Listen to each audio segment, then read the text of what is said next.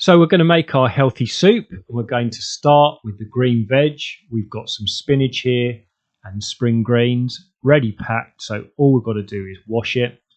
Remember, the green veg are very high in antioxidants and great for helping combat things like cancers.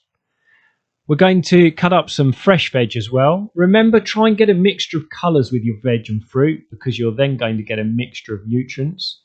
And although this is a smooth soup, you can put in some potato just to give it a bit of substance. Then you can add a vegetable stock at a later point. We've bought one just to show you. You can make your own, but it's so easy just to buy one and add the boiling water. So we chop some green beans there as well, and there you go. You've got a lovely range of mixed veg, incredibly healthy, and that's all going to go into the soup maker. So you can just see here we're getting a bowl of each of the green veg. That will be enough for this soup. And then we put the stock in the bottom of a jar and we add roughly 700 mils of boiling water. Now you can make this more or less. We suggest you start with 700 mils and then you can test how thin or how thick you like the soup. So the first stage in the soup maker is to put a tiny bit of oil in the bottom, because you're going to saute the onions, and if you're doing leeks you'd put those in as well, just for a couple of minutes to saute them.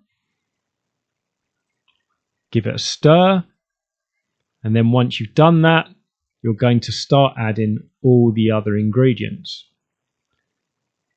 Don't worry about the order you put them in, just bung them in, because we're doing a smooth soup here and it's all going to get mushed down anyway. But you can do chunky soups, and we will show you in another video how you can do that with the soup maker.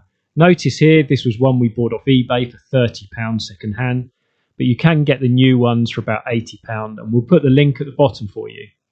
So we've added the stock, and then we get the lid on top, and then all we're going to do, once we've sauteed for 2 minutes, we're going to set it on smooth, and the soup maker is going to do everything for us. So there you go, it's cooked. Just let it cool a little bit and pour it out, flooded with nutrients, absolutely brilliant for you and perfect with a bit of chunky bread and cheese.